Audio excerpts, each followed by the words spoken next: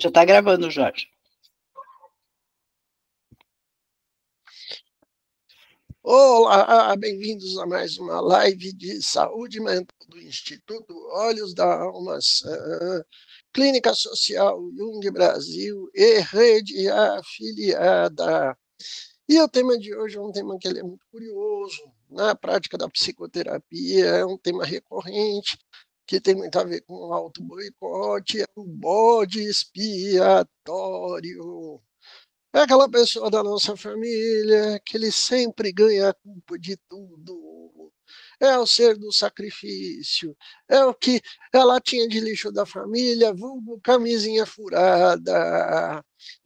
Então, hoje nós vamos dissecar esse tema, né, do bode expiatório. Aquele que ganha pancada sorridente e feliz, que legal, gente, hoje eu vou apanhar, né? É uma beleza. Com a gente está o nosso coordenador do grupo de supervisores da Clínica Social Jung Brasil, direto do Rio de Janeiro, professor Gabriel Souza. Olá, professor. Olá, bom dia a todos. É um prazer estar aqui novamente com vocês. Isso, também é professor nosso nas pós-graduações. Está com a gente direto lá do Paraná, da Clínica Social do Paraná, a professora Rita Pinotti. Sem sombra. Comecei bem. Bom dia, bom dia. Isso só acontece comigo. Bom dia a todos. Bom dia. Está com a gente também, por enquanto, o professor Leonardo Tondato, direto de São Paulo, professor mitólogo, também coordenador da Clínica Social de São Paulo. Bom dia. Bom dia. Eu quero começar, né? Chegou mais alguém. O Jorge esqueceu de mim, né? Ai lá. Olá, professora. Tá vendo como eu sou bode expiatório vítima. dessa família? Tá vendo como eu sou rejeitada por essa família? Olha, eu não rejeitei ninguém, é que você chegou caladinha na presença de um professor que é cego. Olha que graça também, né? Mas, professora Ayla Campos, direto de Brasília, bem-vinda, professora e supervisora. Bom dia, pessoal, bom dia. Tá vendo como eu sou recriminada por aqui, cara? Oh, meu Deus. Está com a gente também, acho que quem que entrou mais aí, o Tito? Não. Não, ainda não. O Léo avisou que já volta. Ok. Mas então, gente, eu quero começar a iniciar. Acabou de chegar também Tito, com a gente, isso. do Paraná, o professor Tito Vieira. Bem-vindo, professor Tito. Esse grande professor e grande supervisor do Paraná. Tá sem som, Tito. Tá sem som. Viu, Rita? Não é só com você. É que é do Paraná, entendeu? É um regional, aqui é um complexo cultural.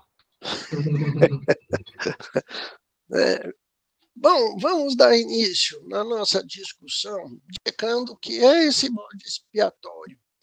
O que é essa energia, né? De repente, semana passada a gente falou das pessoas que são silenciadas, que são sem voz, que são anuladas dentro do contexto familiar, mas a pessoa que ela é um bode expiatório, do núcleo social, seja ele um grupo de amigos, uma família, que acontece muito na família, acontece muito no meio corporativo.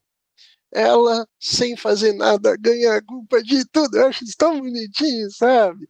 A irmã mora a 2.000 quilômetros de distância, fura o pneu do carro da irmã, a culpa é dele que está a 2.000 quilômetros de distância. Tão louvável isso, né? Começar contigo, vai lá. Estava com saudade sua? Hoje eu vou começar pelas mulheres. Vai começar com o bode expiatório mesmo, cara. Nossa. Mas quem mandou você estar aqui com a gente? Vamos lá, vai. O que você acha dessa energia? Ela é muito inconsciente, a pessoa não se liga que está vivendo isso e vira uma grande neurose individual, né? E aí, Ayla? Eu sou literalmente essa pessoa na minha família, né? Não sei se... Jorge, não vai dar para você notar, mas eu sou, sabe? Assim, um cabelo vermelho bem chamativo, tatuagens e piercings, eu sou a ovelha negra, literalmente, assim. Você canta Rita Lee, levava uma vida sossegada, né? É um lugar de sofrimento, né? É um lugar de sofrimento, é um lugar de angústia muito grande também, porque não é nem sobre ser assim, o bode expiatório apenas, é sobre achar constantemente que você vive no erro, né? E aí, quando você cresce nesse lugar, de acreditar que você está sempre errado, e que você está sempre deturpando a história, deturpando a tradição familiar, traz um sofrimento muito imenso. Sair desse lugar é uma das coisas mais difíceis que a pessoa pode fazer, é uma das maiores transgressões que a pessoa pode fazer. Aí sim a gente está falando de transgressão, né? E aí essa pessoa, normalmente, ela é aquela que vai ser usada para que os outros da família apontem defeitos, para que também não falem de si, né? Então é muito mais fácil falar do outro, afinal o inferno são os outros. Eu não, eu sou ótima e maravilhosa. E nesse núcleo familiar que vai se tornando tóxico, e inclusive a gente tem falado mais sobre isso, mas até pouco tempo não se falava que a família tinha um potencial de ser tóxico absurdo, assim, sabe? E isso gerou sofrimento de gerações, gerações e gerações. Ao ponto da gente chegar e falar assim, mas o meu pai me criou assim, eu não morri, então tá tudo certo por aqui. Mas e o sofrimento psíquico que isso desencadeia também? O bode expiatório é um ato de violência, porque você silencia a pessoa. É um ato de injustiça, porque você lhe atribui culpa de coisas que ela não fez.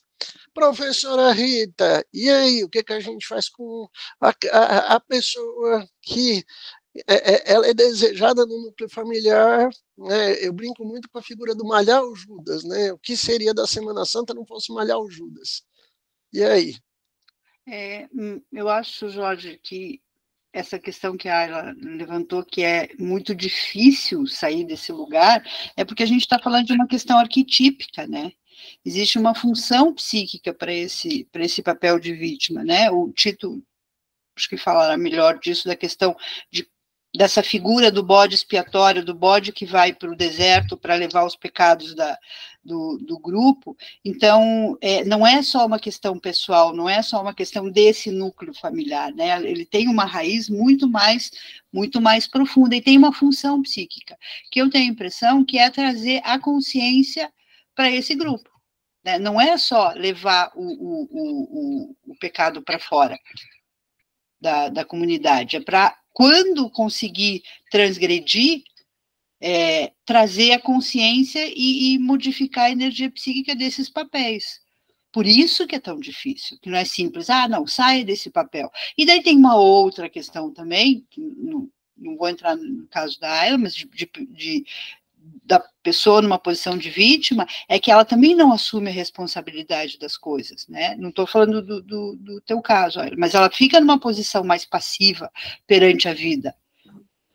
Né? A gente está falando, Rita, né, professores, né, vou pegar toda a teoria das ciências sociais aqui, a gente está falando do Goffman, do estigma, porque de repente alguém marcado por alguma coisa, né?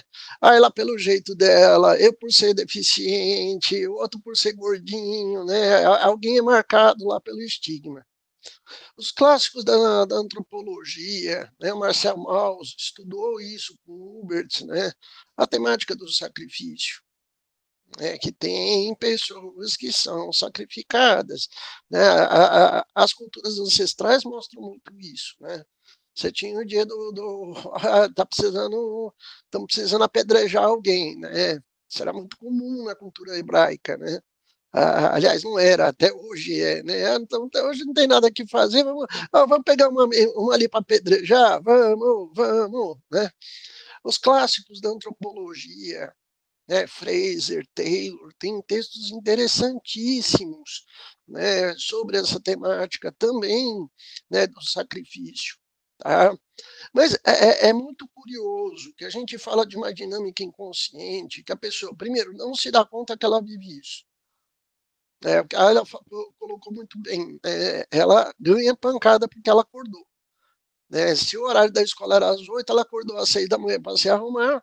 Nossa, você não me deixa dormir. Né? Acorda faltando 10 minutos, meu Deus, você perdeu a hora. Se está frio é porque está frio, se está calor é porque está calor, está sorrindo porque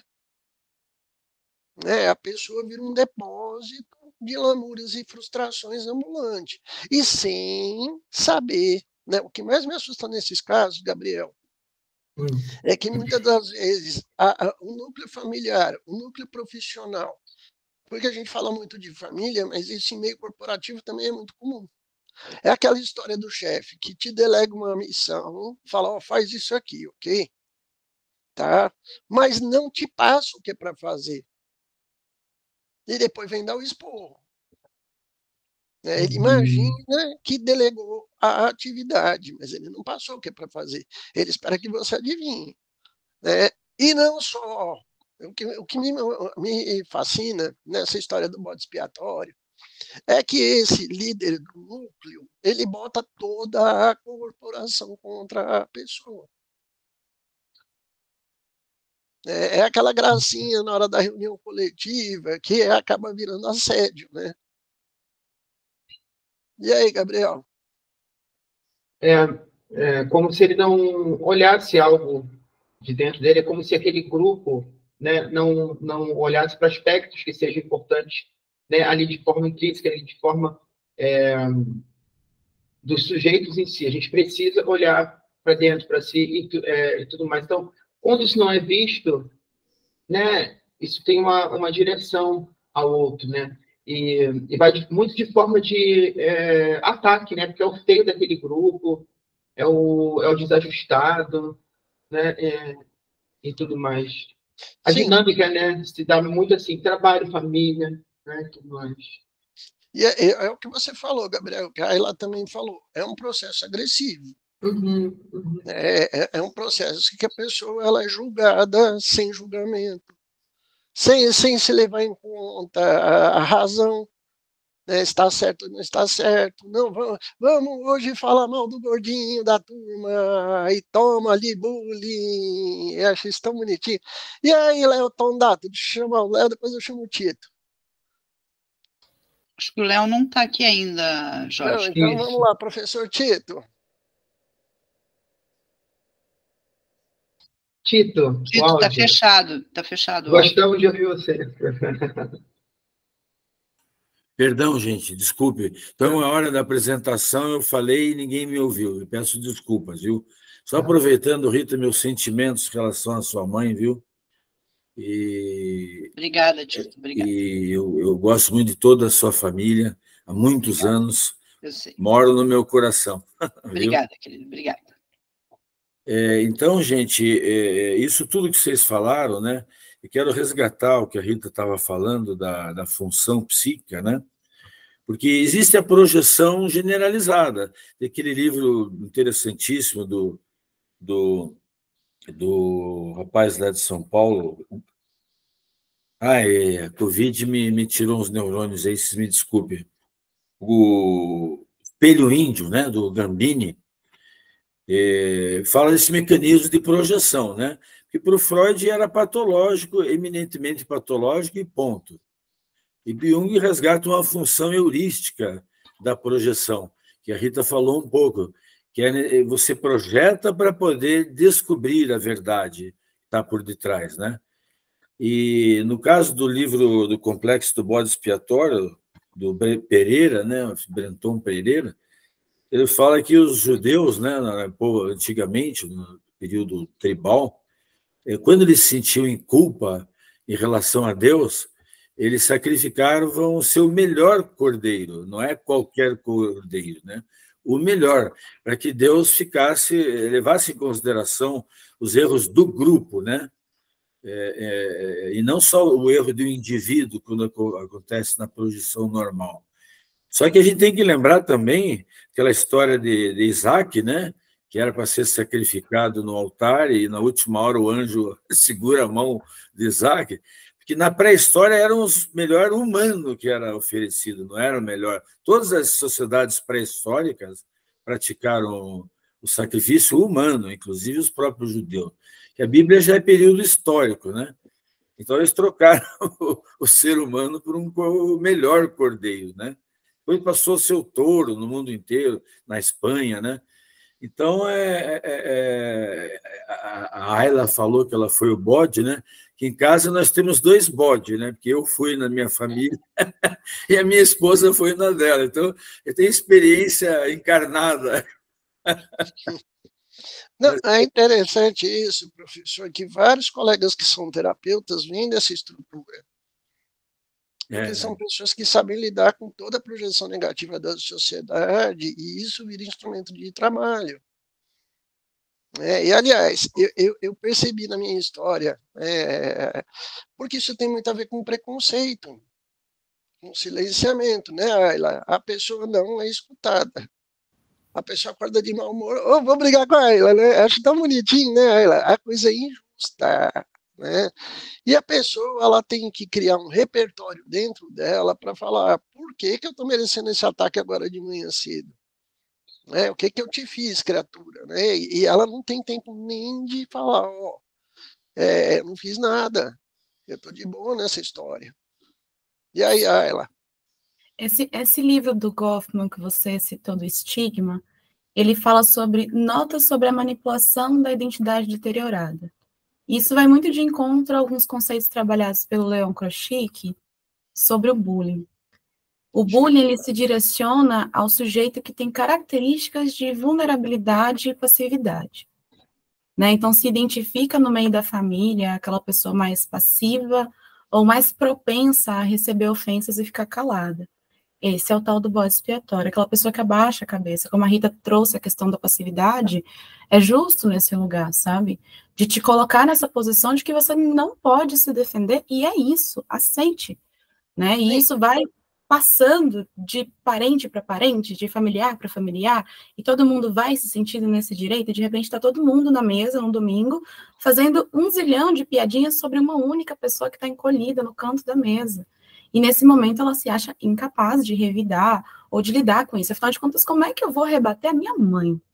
Como é que eu vou rebater o meu pai? Aí a gente vai lá naquelas estruturas mais profundas, arquetípicas dessa mãe, desse pai, que está ali num lugar de sabedoria, de identidade, de maioridade, nossa, por que eu vou contra o meu pai? Por que eu vou contra a minha mãe? Se nem o meu pai ou minha mãe gosta de mim, quem irá gostar? Vocês não sabem quantas vezes eu já ouvi isso dentro do consultório. É terrível, né, Ayla? A gente vê situações muito complicadas, Gabriel. E eu acho muito curioso que até no núcleo, quando a gente fala de terapia de criança, terapia de adolescente, terapia familiar, né, o tanto que tem família que é perversa, que é a própria mãe que denigre o filho, e ela estimula o núcleo familiar a fazer o resto. E a criança está lá, o adolescente fica lá indefeso, que nem ela falou, às vezes tem 30 falando mal dele ali em público, cometendo bullying, e o pessoal morrendo de rir, tomando sua cervejinha, e a pessoa ficando mal, ficando cada vez mais introspectiva, ninguém me ama, né? Isso vira um complexo de inferioridade, um complexo de abandono gigantesco, né? E aí, Gabriel? É como se a pessoa, o indivíduo que vivencia isso, ele acaba encarnando isso nele, entendeu? Ele até busca ser bem-sucedido, né? Tenta corresponder ao máximo à moral, né? Ali, né? Está sendo estabelecida, né? E relatos de clínica, enquanto a Ayla falava, lembrei de uma paciente que ela só queria morrer calada.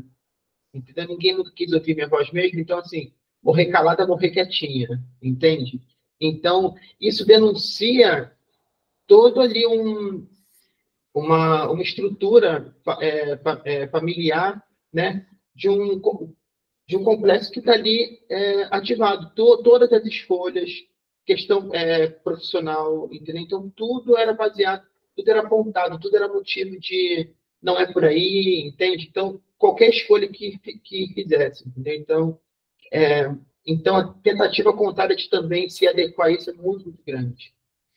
Tá, tem 2 elementos aqui que eu quero trabalhar, Rita. Essa pessoa que ela é criada dentro dessa estrutura, que eu particularmente vi muito isso na minha vida pessoal, vida familiar, ela tende, com o tempo, quando se estrutura, faz uma terapia, ela manda a família para puta que eu pariu, desculpa a expressão, gente, mas é isso que faz, vaza, porque o bode expiatório, seguindo o script arquetípico, ele é banido do núcleo. Vaza, você vai para o deserto e some. A maior parte das pessoas que se estruturam, se ele mora em São Paulo, ele muda para Goiânia, né? Se ele morava no Paraná, ele muda para os Estados Unidos, né? Conversa com a família uma vez por ano, com aquela saudade, né? Não, aí lá, Rita, nossa, que saudade que eu tô daquela minha tia de pentelha, que nunca me escutou, sabe? Eu quero falar dessa questão do banimento, do degradado, daquele, Família, não, família é quem me cuida. Não, Essa turma que me avacalha não é minha família. Não é raro essa estrutura acontecer, né, Rita? E aí? Eu tava pensando uma coisa quando vocês estavam falando. Eu assisti no ano de 2000, a Ayla e alguns aí não tinham nascido ainda, ou eram bebês, né, Léo? Eu já tinha nascido. Não, já mas era um bebê, desfraudado, mas era um bebê. Acabado de nascer, então... Já não andava ainda. Foi um documentário que eu assisti na GNT, na TV fechada, que foi, para mim, um soco no estômago. É um documentário chamado Olhos Azuis. Olhos Azuis, sim, fenomenal. Então, ali, eu acho que ela explica muito bem a forma com que o bode expiatório é tratado. Ele é uma pessoa que é julgada por uma característica física que ela não tem controle. As crianças eram colocados um pano em volta do pescoço, né? Ela bolou aquela dinâmica para explicar para os alunos como é que os negros eram tratados nos Estados Unidos naquela época, e isso foi devastador para as crianças que ficaram na posição com o colar colorido. Quem puder assistir, é fantástico. A sensação que eu tive foi de um soco no estômago. Então, essa incapacidade perante... Ela estava falando assim, 30 pessoas, vocês estavam 30 pessoas. Eu fiquei imaginando assim, uma pessoa bem pequenininha, numa cadeirinha lá, e todo mundo tirando sarro, com o dedo apontando. É destrutivo demais isso. O pai e a mãe contando as coisas que tinha apontado que não aconteceram, inventando história, falando, tá vendo? Né? Olha só o que ele aprontou, e aí todo mundo, nossa, como você é malvado, né? Porque o que me assusta muito nas histórias é que o próprio organizador no núcleo familiar, o pai, a mãe, o dono da empresa, né? Tirando só da questão familiar, né? O chefe da turma, é o que mais denigre a pessoa. É um processo cruel, é de sacrifício mesmo. Dane-se o sentimento do outro, né? E o que está constelado aí? Uma relação de poder, né? Absurda, uma relação de poder absurda, de poder e submissão. Então, quando você levanta... O poder perverso. Perverso. Isso é perversidade, né? Você está judiando de alguém que não merecia ser judiado. E aí? E o que mantém ali, né? Eu sempre brinco assim, a gente não é planta, levanta e sai. Aí foi o que você falou, vaza. Né? Mas tem algo que mantém ali, tem algo que mantém. E eu acho que é a inconsciência, porque na hora que você tem consciência, porque quando ela estava falando, vocês estavam falando da agressão, a pessoa, eu acho que muitas vezes ela não tem nem a consciência de assim, não, mas o que eu fiz? Não, eles têm razão, pronto, né? Exato. Vamos lá, Léo. Bem-vindo, Léo Dondato, nosso professor de mitologia, supervisor da Clínica Social de São Paulo. E aí? A pessoa foi banida. E ela é banida sem ter que... porque quando a gente fala dessas estruturas, onde que o adolescente vai? Sendo a lata de lixo da família. Sendo que os tios não olham para essa pessoa, os primos mais velhos não querem nem saber, né? E aí, seu Léo? Eu estava pensando aqui, eu aterrissei no meio da coisa, mas não cheguei. Né? Eu acho que tem uma questão importante que ela está falando do bullying, enfim, que acho que é rotular um sujeito. Quando a gente rotula uma pessoa, a gente não dá outra chance de desenvolvimento a ela, porque ela fica fadada a esse rótulo. Né? Isso vai trazer uma série de consequências não sou tão desenvolvimentista assim, mas no desenvolvimento da pessoa, né?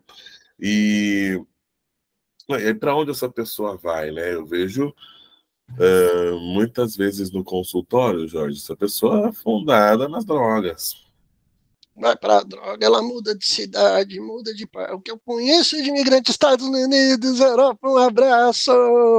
O que tem de gringo que foi embora não foi só pela questão econômica, mas foi porque não tinha. Os vínculos todos foram deteriorados, familiares. Ele é banido naquele núcleo, entende?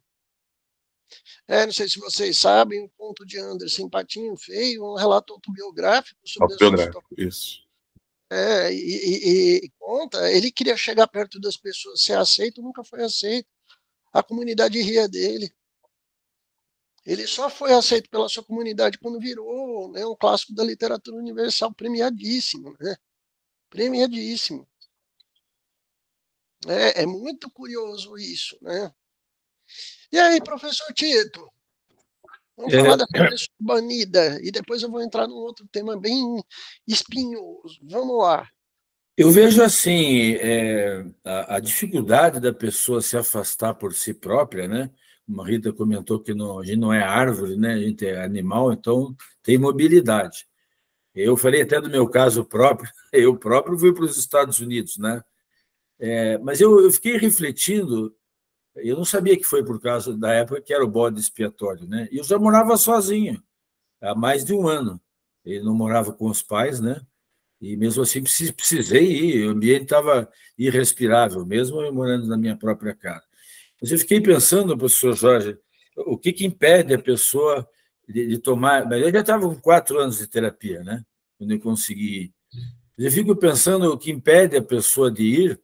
Eu tenho uma hipótese, né? Assim, é o fato de que o lado pulsional do arquétipo, a gente sabe que o arquétipo tem um lado pulsional e um lado espiritual, né? Então, o lado pulsional do arquétipo é o desejo. Você tem o desejo de ser amado. Você tem o desejo de ser acolhido. E esse desejo é imorredouro, esse que é a questão. E, professor, a gente fica o tempo todo, quem passa por isso, fica o tempo todo, por que meu pai não gosta de mim? O que eu fiz para minha mãe estar com raiva de mim? A gente está falando de laços parentais muito complicados. A pessoa começa a se sentir culpada. Não, eu sou culpado. E sem ter feito nada. Você não dá para a pessoa a chance dela refletir sobre sua existência, porque é uma estrutura social perversa. É pancada, e a pessoa não tem forças, ela não tem lastro para dar conta de sair disso, porque se ela resolver tentar sair, né, eu cansei de ver isso no consultório, tá? A menina arruma um namoradinho legal, gente boa, trabalhador, que gosta dela. Quem que é a primeira pessoa a detonar? A pessoa que arrumou o namorado, para o namorado, a própria família, fala, ó, ela não presta. Ela não nasceu para casar, sabe? Essa aí é danada, sabe? Ou para não falar o contrário. Né? Eu cansei de ver famílias que isolam a pessoa, porque só quem te ama sou eu. Ninguém vai te amar. Né? E toma mais um beliscão aqui para você não dormir sem ganhar uma pancadinha, né? E aí, gente, quem quer comentar isso que eu estou falando? Eu quero. Fala aí, ela. Eu acho que é muito sobre essa questão de buscar a validação, entendendo a insatisfação do outro, sabe? Estar nesse núcleo familiar e sair dele. Olha, eu sou de Goiânia, eu moro em Brasília, eu fugi, meti o pé também, sabe? Porque, e aí onde não sei o que faz nos manter, mas eu sei o que me fez sair. Foi abraçar a insatisfação e abandonar a projeção do outro, sabe? Entender que eu não vou ser nunca a filha que a minha mãe sonhou que eu fosse. Isso, e essa pessoa ela não vai existir porque é uma projeção, é uma idealização, uma fantasia. Essa pessoa, ela é a realização dos sonhos dela. E ela é ela, eu sou eu, são outras histórias, outros caminhos, sabe? E passar por esse tipo de relacionamento familiar, tanto pai, mãe, quanto outras pessoas da família, é sobre entender que esse é o nosso primeiro padrão de relacionamentos. Se a gente começa a se relacionar com o mundo, com um tipo tão tóxico de relações, a tendência é que a gente vai repetir esse padrão em outras relações. Então, a gente vai se encontrar com aquele cara, aquela mulher, aquele príncipe encantado, aquela princesa, que vai repetir esses padrões de humilhação com a gente vai achar que tá tudo bem, porque se a minha família faz, a minha mãe faz, a gente não entende isso o quão errado ou quão pesado isso pode ser. Essa pessoa vai entrando em relacionamentos abusivos e tóxicos constantemente, e aí a gente tem essa tendência, talvez a família até olhe e fale, nossa, mas por que a fulana tá nessa relação, gente? Por que ela não sai? Foi porque você ensinou ela a fazer isso, você ensinou essa pessoa que tá tudo bem ela ser violentada e ficar calada, tá tudo bem ela permanecer onde dói. E ela permite que isso aconteça várias e várias vezes, porque ela ainda está presa a este padrão de relação. E é curioso, né, porque você se acostuma com o sofrimento como estilo de vida, né, o auto-boicote. Né, a pessoa trabalha muito isso em consultório com vários pacientes, na minha própria vida pessoal, dá certo, né, dá certo, se dá bem na vida, é crime, sabe? A família não aceita a pessoa se dar bem. Se ela ganha um prêmio, você não sei o que, a família nem aparece para bater palma junto. Todas as outras famílias vão, a família dessa pessoa não vai. Ela não está junto, ela faz questão de não estar junto, principalmente em situações de êxito, porque ela só aceita o bode expiatório no sofrimento. Eu queria pegar o gancho. É, Eu vou fala, pegar Léo. o gancho. Manda o gancho aí.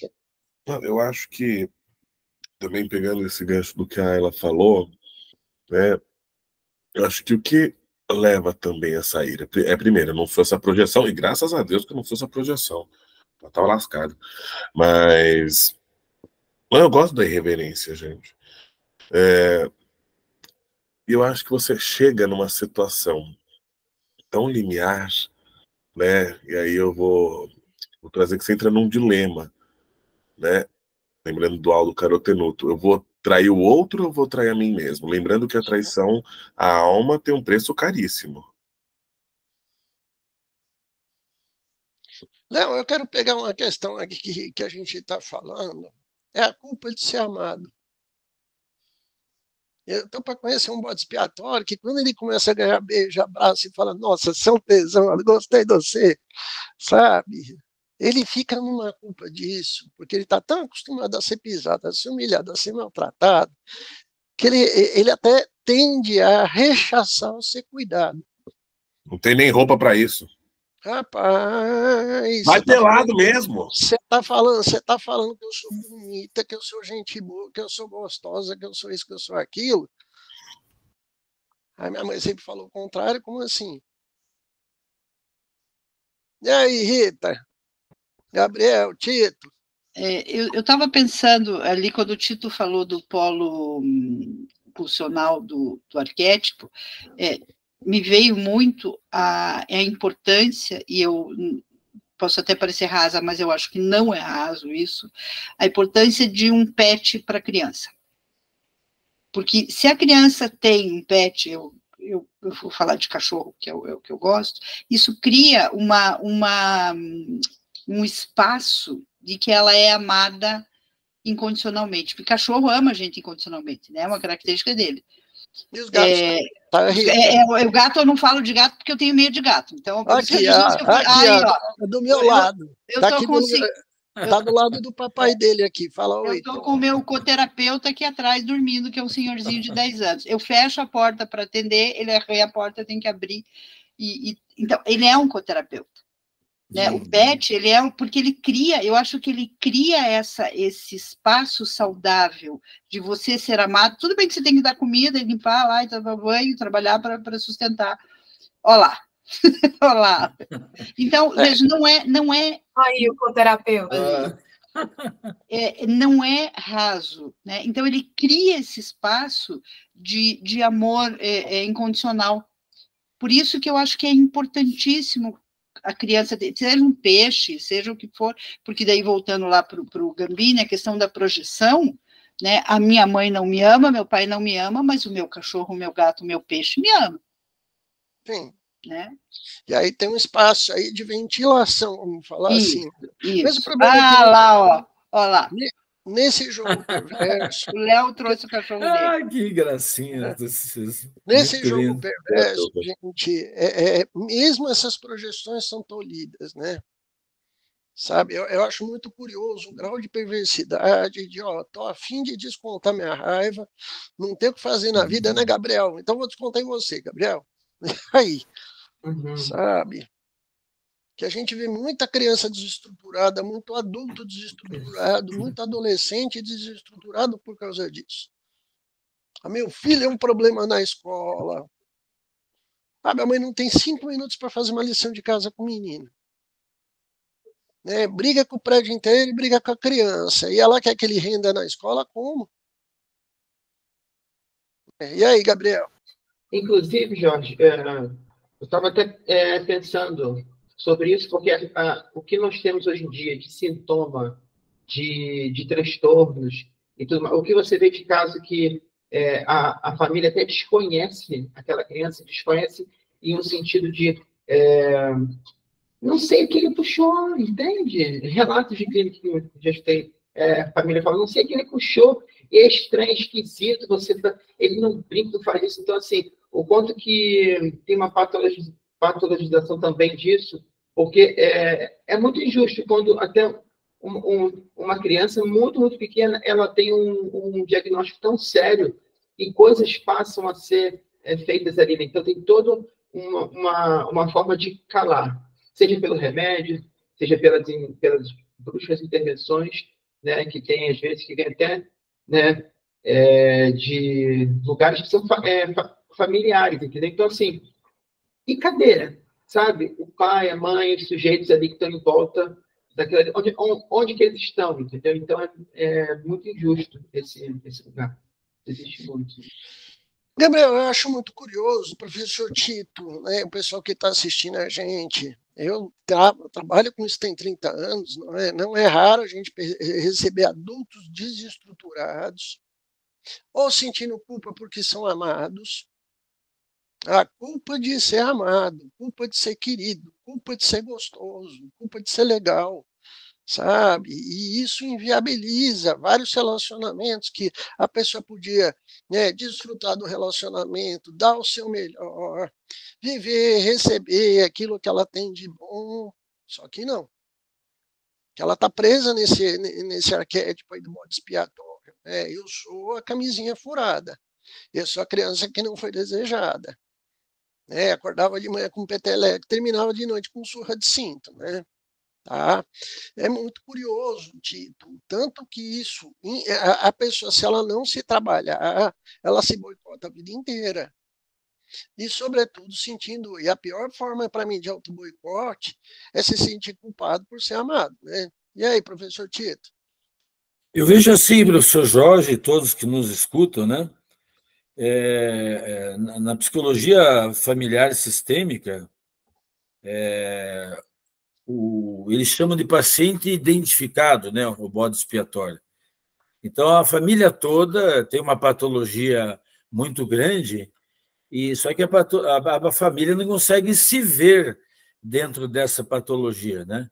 Então, tem que achar um boi de piranha para você passar a boiada, que é a família inteira doente, e para enxergar a doença só no boi de piranha, né? Que é o bode expiatório, o paciente identificado, né? E o senhor tem toda a razão, professor. Eu tive um caso clínico, até muito recente, de uma moça que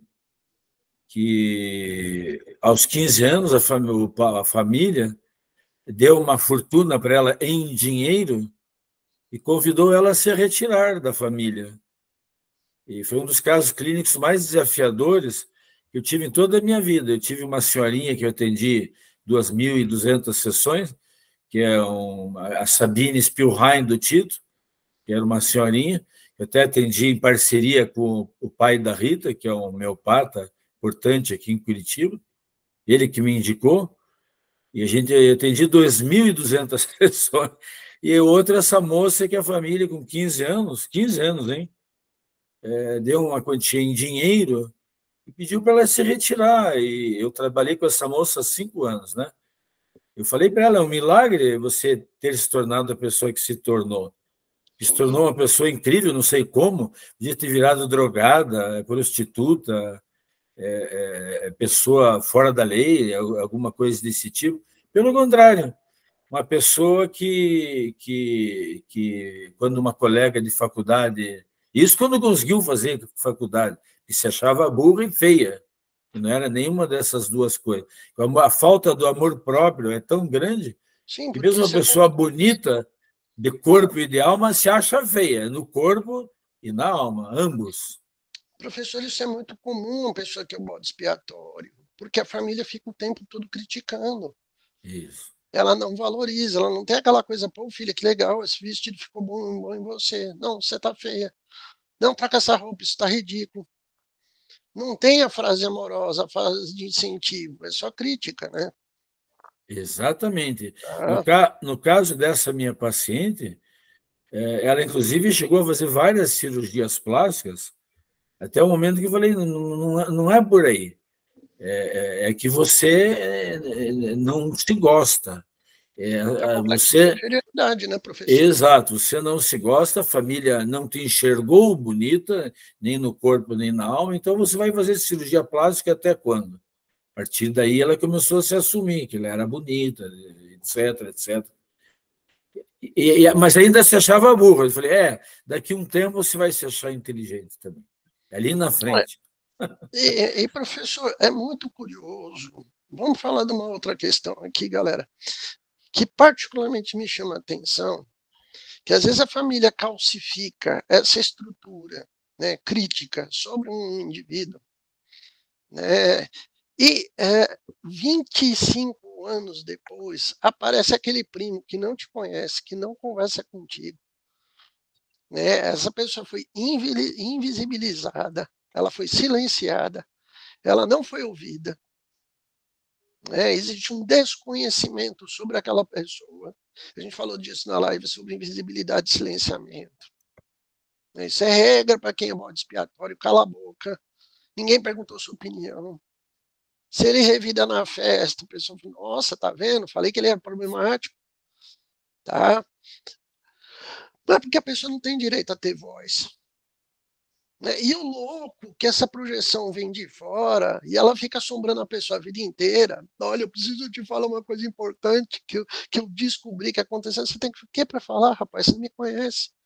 Você não sabe quem que eu sou, o que que eu vivo, onde é que eu estou. Fica um fantasma aí, não é, Ayla? Tá? Querendo manter essa projeção funcionando.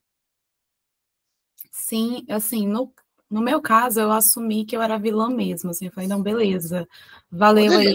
Eu adoro, também, eu virei um menino malvado, eu peguei o pinico assim, saí rodando, eu fiz cada um vestir o próprio pinico, adorei fazer isso. Eu sempre achei que a Ayla tinha a cara da Paola Bracho, sabia? Eu falei, não, beleza, Lilith, né, eu vou pegar a maçã, vou distribuir aqui pra galera.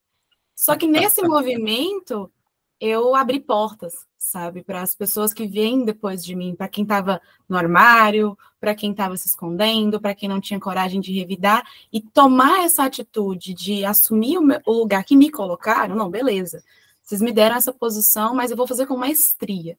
E falar, não, eu aceito ser quem eu sou, porque eu prefiro levar o fardo dessa rejeição do que levar o fardo de não ser quem eu sou, e isso me corroer por dentro ao longo da minha vida. Porque vocês são insatisfeitos por natureza. Não há nada que eu faça que vá, de fato, trazer a satisfação para essa família, para essas pessoas. Quando eu cessei esse processo, e eu pensei assim, não quero mais essa validação, a validação veio. Então, quando eu retorno para minha família hoje, e aí, nossa, eu sou psicóloga, blá, blá, blá, blá, blá, blá, e outras coisas, nossa, você é orgulho, você é isso, você é aquilo. E há uma negação do que aconteceu no passado. Então, não, a gente nunca falou de você, a gente sempre se orgulhou de você. Não, mas a gente tá só brincando, a gente sempre acreditou no seu potencial. Não, a gente falou isso para te tornar mais forte, sabe? Para você aguentar as coisas da vida. Então, há uma negação dessa violência ao ponto da pessoa conseguir sair desse lugar e, nesse momento, ela se questiona se ela não tá doida. Sabe, se ela não foi cruel demais com essa mãe, se ela não é cruel demais, e aí há um movimento de culpabilização outra vez, e aí você volta outra vez para esse lugar nojento e pegajoso, que impregna, e sente-se culpada porque você em algum momento acreditou que a família foi ruim. Nossa, mas a minha família, tadinhos, coitados, eles não sabem. Exatamente. E eu acho curioso o grau de projeção que é feito pela pessoa, e uma projeção perversa. Ninguém escuta aquela pessoa, o que você gosta, o que você está a fim de fazer, né? Eu cansei, eu tenho um médico notável que eu atendi alguns anos atrás, um cara notável, mas notável na área dele, né? Cirurgias ortopédicas de alta complexidade, fazendo coisa. O pai dele não sabia nem qual era a especialidade dele. O cara foi premiado aqui de ganhar título cidadão goiano por serviços prestados aqui no CRE, nos maiores hospitais, tipo Saracubicheque aqui da região. Os amigos estavam presentes, pergunta quem da família dele foi. É, e aí você começa a ver um lugar de culpa, de, poxa, eu dei certo, né? E de projeção. Porque sempre aparecia um primo para falar de coisa que ele não tinha aprontado com 12 anos de idade. Na hora de estar junto nas conquistas e falar, ó, nós nos orgulhamos de você, você não vê a família fazendo esse movimento. Quando o bode expiatório se dá bem, a família desestrutura, porque ela não tem onde jogar as suas projeções perversas. E esse é um fator muito curioso, né, Gabriel? Você que trabalhei muito com criança, com adolescente, né? A família, quando essa criança ganha elogio, oh, é o nosso melhor aluno. Ah, mas lá em casa ele é um capeta, né? Sempre arruma alguma coisa para, né, para poder não ficar, para poder invalidar as conquistas. Exatamente. Né? Posso só fazer uma colocação? Eu estava pensando enquanto você estava falando, a questão do processo de individuação do bode expiatório. Né? Ele não vai se tornar quem ele é se ele não tiver esse papel para desempenhar. Então, assim, é como se essa psique diz, né, Deus dá um frio conforme o cobertor, você vai passar frio, mas vai, o processo dessa pessoa, né? Você vai chegar, a Ayla, o Jorge, o Tito, eu não, só uma tia minha, vai chegar onde chegou, porque esse é o seu processo. Né? Essa eu acho uma questão muito interessante da gente se afastar e perceber que a história da pessoa é essa, e na hora que ela consegue fazer isso, ela se torna quem ela é. Sim. Né? Até porque também, eu falo que o bode expiatório, Rita, ele cria uma casca grossa. Sim. Eu acredito mais no bode expiatório, no núcleo familiar dessa pessoa, se trabalhando, desenvolvendo amor próprio, virar um ser humano notável. Melhor. Tá? Porque essa pessoa, ela aguenta qualquer pancada da vida. Enquanto que um filho super protegido, lindinho, arrumadinho, ele não dá conta de atravessar a rua que o caminhão pega. Então, a gente se pergunta assim, o que é mais fácil? Você se livrar de uma mãe má ou de uma mãe muito boa? Né? O que é mais difícil? E a questão que estavam falando é do olhar, né? Porque é uma coisa que começando a estudar agora para o estudo de caso, a questão do olhar, e o Léo falou da questão desenvolvimentista, que a importância do olhar da mãe e do pai para a estrutura dessa criança. Quer dizer, se você tem um olhar que é um olhar perverso, que eu acho que não tem outra palavra para definir, né? Como é que se estrutura isso? Fica tudo quebrado. Daí tem que colar com cuspe. Né? Léo, vamos falar de camisinha furada, aproveitar sexta-feira, dia Internacional dos Amantes. Camisinha furou e a criança está nascendo. Pois é. Vamos falar de pessoas que não são desejadas, que elas não foram, sabe, filho de carnaval. Camisinha furou. E aí, como é que avisa para a mamãe que a camisinha furou? Mãe, a camisinha estourou, mãe. E aí, né? Primeira coisa, 10 minutos. Eu ia mostrar que vocês estavam falando dessas questões das crenças, enfim, né? Eu acho que a gente está pensando em maldições e bênçãos familiares, né? Que ficam permeando as relações. Aquilo que não é dito, às vezes é maldito. E esse livro aqui que saiu agora, o Léo e o livro, né? Da Paula Boechat, uma visão junguiana da terapia familiar sistêmica. Uhum. E a camisinha furou. Eu perdi a camisinha do... Não eu perdi, gente, mas perdi simbolicamente. Eu acho que...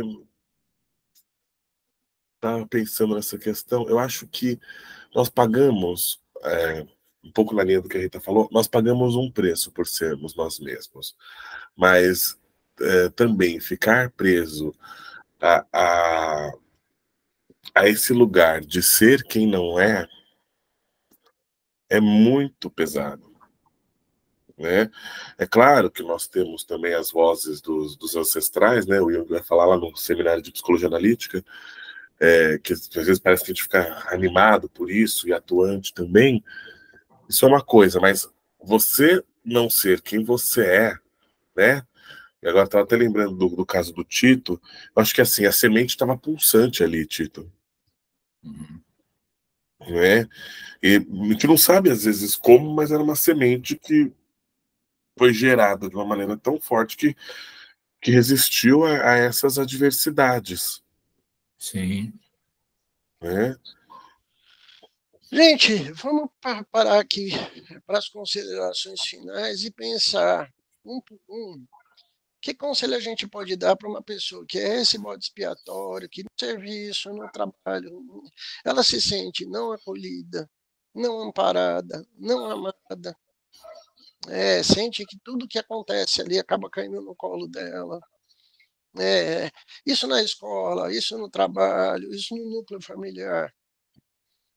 Como é que a gente pode ajudar essa pessoa a desenvolver seu amor próprio, seu autocuidado, seu carinho? E eu queria também as considerações finais de cada um. Vamos fazer a última rodada sobre isso. Quer começar aí lá? Pode ser.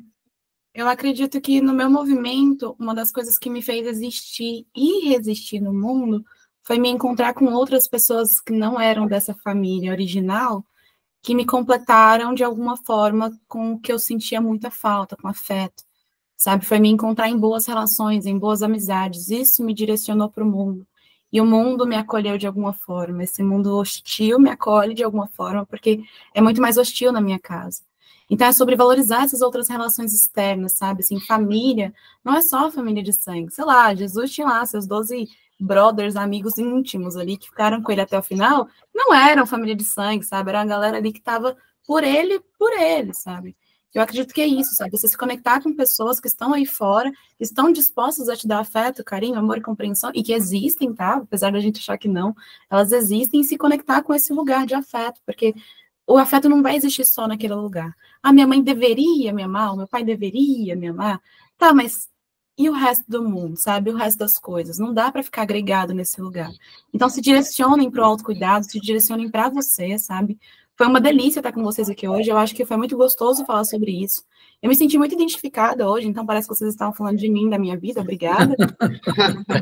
Uma terapia grupal, e foi lindo isso, cara. Muito obrigada, pessoal. Maravilha, Ayla, a professora Ayla, de Brasília. E aí, Gabriel? Puxando o que a Ayla estava falando, né, sobre isso, acho que assim, o conectar, né, um lugar onde se conecta afeto, né, isso tem muito na prática clínica, né, na nossa prática. Então, é bem isso. E eu vou ler aqui uma coisinha que eu escrevi durante a live, que eu tive tempo de escrever, uma pequena mesmo, poesia, entendeu? De coisas que me atravessavam, só para a gente poder deixar aqui, na parte aqui. Então é assim: eu tenho culpa se tu te culpas. Eu nunca sou o que tu queres. Nem tu queres ser o que se é, tanto que me enxerga ao invés de tu. Por que a culpa é sempre do outro? Por que a culpa é sempre minha? Culpa existe cá entre nós. E quando nós vamos resolver nossos nós? Não há nada que possa fazer. Faça você, comece a se ver. Maravilha, Muito bom. Professora Rita Pinotti, de Curitiba, e aí?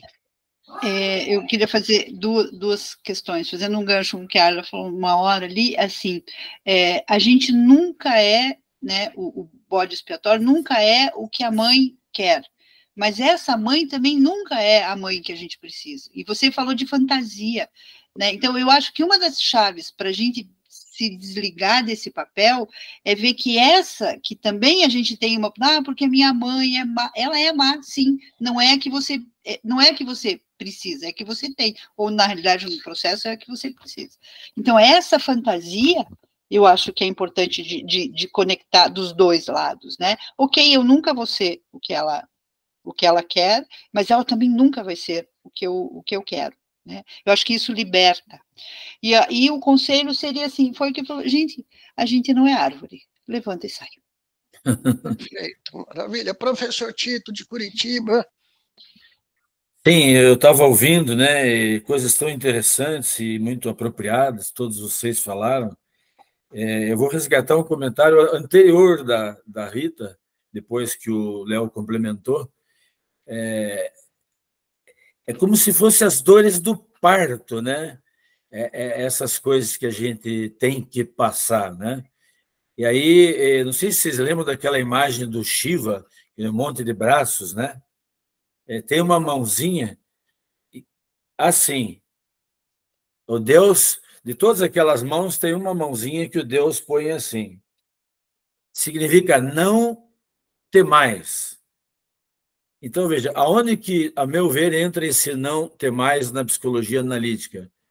Veja, o Jung, para nós junguianos, o inconsciente atua a partir da compensação psíquica. Então, sempre tem uma autorregulação da psique, uma mão benévola fazendo esse processo de partejamento.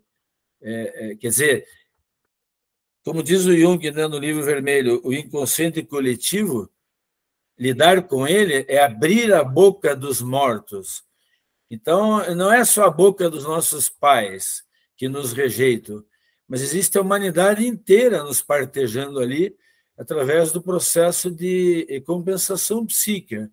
Então, Jung é muito mais otimista, né, que o Freud, não chegando a ser propriamente otimista, porque no livro Civilização em Transição, ele fala que nós não podemos esquecer o problema do mal. E nós falamos o tempo todo nessa live sobre o problema do mal, encarnado, né, no bode expiatório, né?